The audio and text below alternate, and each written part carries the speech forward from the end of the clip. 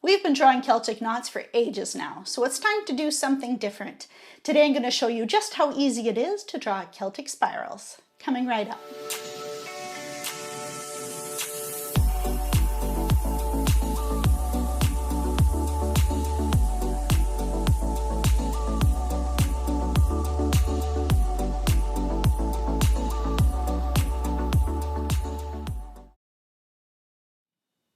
Hello everyone, I'm Carrie Buziak of AON Celtic Art. I'm a best-selling published author and a Celtic artist teaching modern techniques in ancient art. I've been teaching these techniques for my website for the last 25 years, as well as in my book, Creating Celtic Knotwork by Dover Publications. Before we get started today, make sure you hit subscribe and ring that bell so you're kept up to date on all new tutorials. So along with my debut fantasy novel, Dragon's Riddle, I've also written a short story. So this is a science fiction short story, kind of in the flavor of Robert A. Heinlein. If you're into that sort of thing, you may enjoy this story as well. It's a fun little adventure romp. I'll put the link in the comments below if you do want to check it out. It's available on Kindle Unlimited. Also, I've released a few more face masks on my Etsy store. So this is one of them here. I'll put it on so you can see. Ta-da! So I have this one. You know, I find with face masks, I really hate it when they're too thick because then I feel like I'm suffocating when I try to talk. This one, it's fairly thin. It does have a double layer as well as a small pocket that you can put your own filter in the back if you want. So if you want it thinner, it does that trick, but also if you want a little extra protection, you can put the filter in and it'll do that as well. It has a nose wire up at the top and both the ear loops are also adjustable, which I like as well. I have kind of a smaller face, so a lot of times when I put the mask on, it's like a whole face shield. So I like the style of these. It's really good. I did find this was a little too although I like the design, it was a little too perky for work. I'm in law enforcement, if I haven't mentioned before, so I needed something a little more sedate. So I have added some ones that are more of a tone-on-tone knotwork look as well. So there's pink, navy, and kind of a tealy green so far, and I'll add some more styles to that too. But if you're looking for something for work that you need it to be both personal and maybe a little more toned down than some you can get, this might be a really good option for you. So I'll put a link to that in the comments below as well, so you can check those out. Also, as you can tell, I'm wearing one of my new Celtic t-shirt designs. This one is a winged Celtic cat. It has a very nice Celtic flavor to it, and I think it just turned out really sharp in a t-shirt. It's from my coloring book, Celtic Fantasy Animals, and as soon as I did the design, I knew that is totally got to be a t-shirt. So as you can see, it turned out really nicely, and these are selling like crazy. So if you want to get one for yourself or a cat lover or a Celtic lover that you know, be sure to come by my Etsy store and check them on out. So today we're going to work on Celtic spirals. I'm going to show you how to do a basic double spiral and a triple spiral, as well as some simple ways that you can join them up. There are ways that you can draw Celtic spirals using a compass. I'm not going to show you that today. I find it just a little too complicated for my little hamster brain, and as well, I really like the flexibility of working without a compass or a tool. Oftentimes when I'm working on a bigger piece, the area I'm designing in is not a perfect shape, so it's not going to be a perfect circle. So to try and retrofit something that's very precise from a compass into something that's not very precise just sounds like a headache to me. So I freehand them, and that's what I'll show you today. I do find it's a little easier to wrap your brain around when I've taught it to other students, so I hope you find this technique helpful. In future tutorials, we'll go over some more complicated ways that you can join them up, such as doing those big Celtic rundle designs where you have multiple spirals in a single area working in a design together. But today we're just going to work on the basics and cover the double, the triple, as well as how to join them. So only plain paper needed today. You don't need the dot paper, just regular paper, a pencil, and eraser. Grab those and let's get started.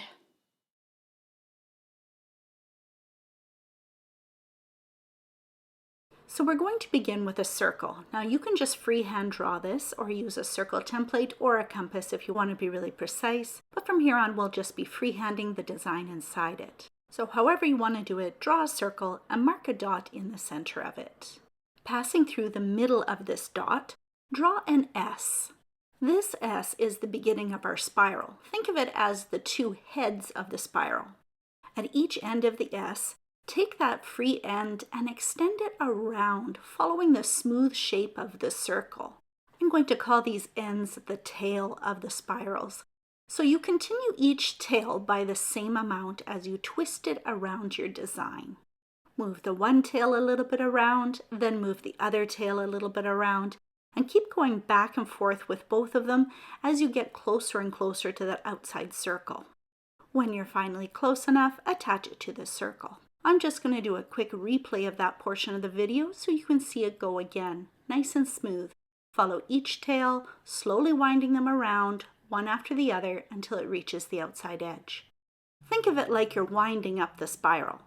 By alternating each tail going a little bit each time, you're going to get a really smooth, consistent looking finished spiral. We make a triple spiral in much the same way, but instead of having 2 spiral heads, of course we're going to have 3. So the way we start that here is to have like a small Y-shaped design in the center instead of an S. To start our Y tails, you're going to want to add a little hook to the end of each of these points of the Y. Make sure these hooks or scoops all face the same direction. So in this example, that top one, the scoop is kind of facing to the right. And I want to make sure all the other ones face the same way as well. From here, we extend each of those tails a little ways around the circle, just like we did the double. Again, move each one about the same distance as you go. Move one a little ways, move the next one a little ways, then move the third one a little ways, and then start back at the first one, creeping each one along at the same distance as you slowly get closer to that outside edge. Now the heads of my triple spiral here are pretty lumpy. You'll see they're not nice smooth curves. That's because I made that Y really large in the beginning so you guys could see what's going on.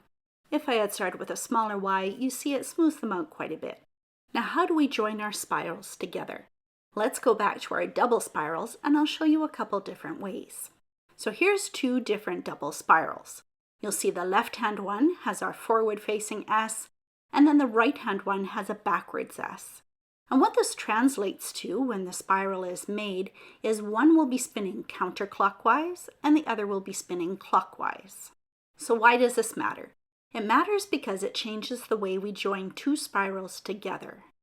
So in one instance, we have them spinning in different directions, clockwise and counterclockwise.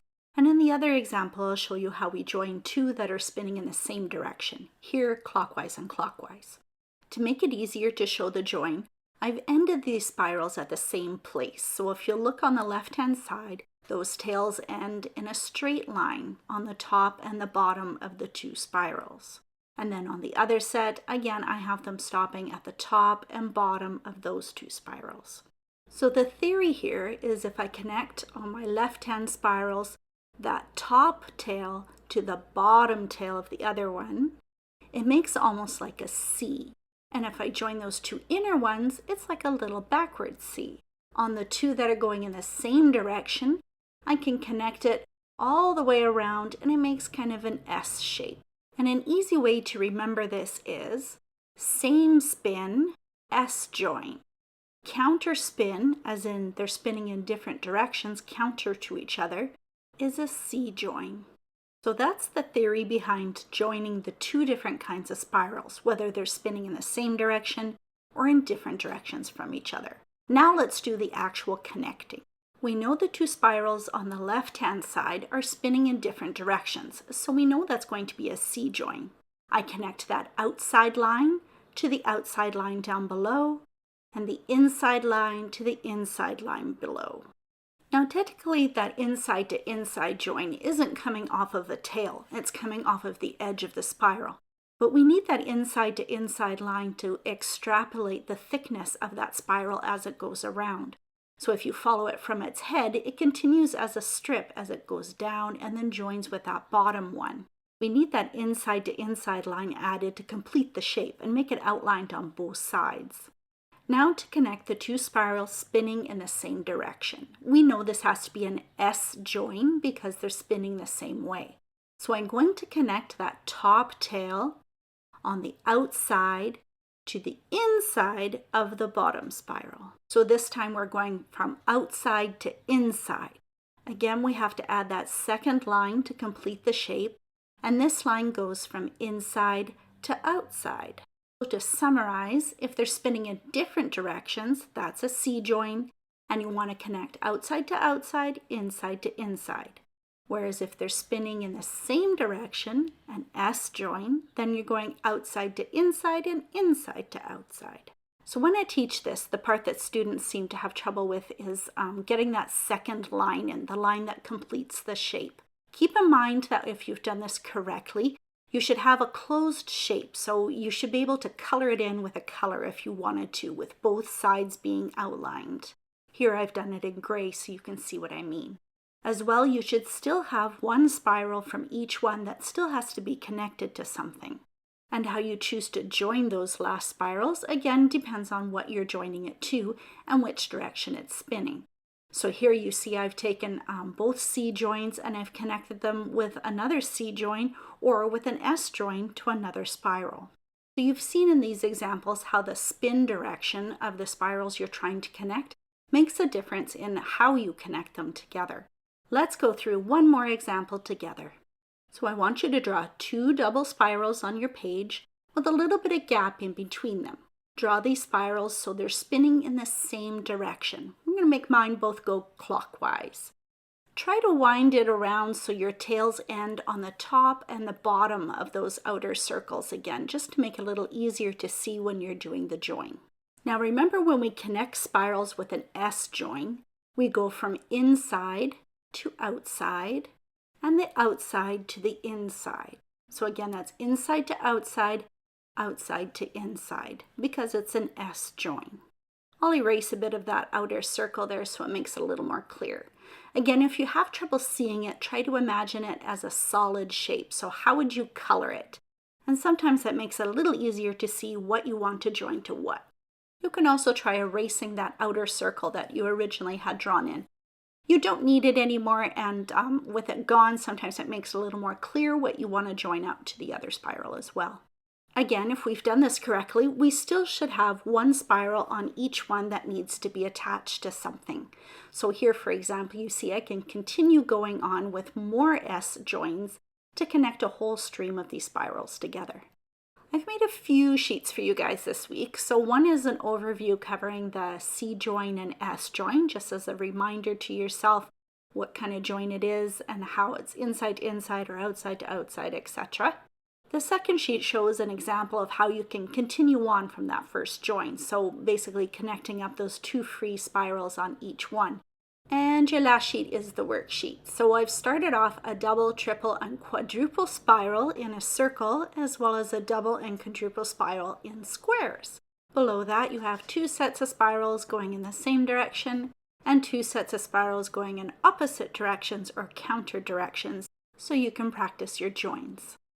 So I hope you've seen in this tutorial just how easy spirals are to do. The double and the triple especially, but you can also use this same technique and morph it into like a quadruple spiral, so with 4 heads in the middle as opposed to the 2 or 3. I've included some worksheets this week, as you saw in the instructional portion. I'll include a link to those below. Feel free to play around with it. There's also some square shapes in there because yes, you can also do a spiral shape within a square. Just do it more like an angular spiral, if that makes sense, to fill the square shape.